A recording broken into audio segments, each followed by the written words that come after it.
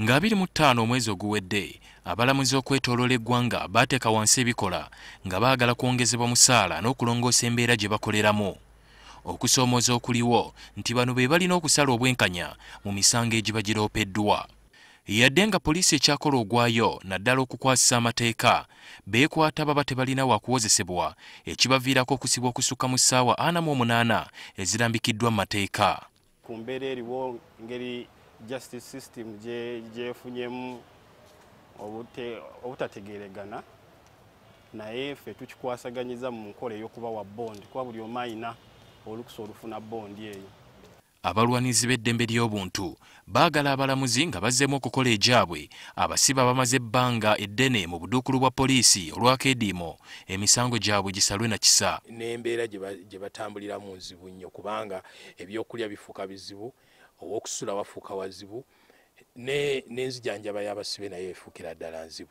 Poliisi egamba singa akeediimo k'abalamuzi kano kagenda mu maaso, abalina emisango baakulwawo okufuna obwenkanya. Kitukosezza nnyo kyenyinza okwogeraawo nti oyinza osanga ng'omuntu azzeemu n'alaba omuntu oyo gennyini gwe yawaaba ate ng'akomyewo. So bafunamu obutategeregana n'alowooza nti maybe poliisi tetukola mulimu gwaffe naye nga tukola omulimu gwaffe nga poliisi.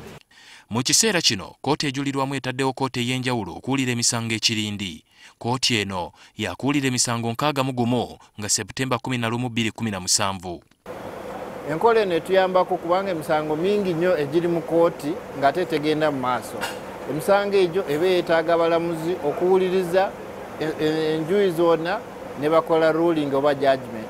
Singa akeediimo kano kagenda mu maaso, waliwo okutya nti emisango egitannawulirizibwa gyandirinnye okuva ku bitundu 52 ku buli 100 kwe giri kati.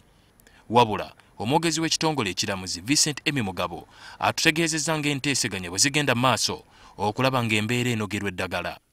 Ali Mivule, NTV ku ssaawa emu.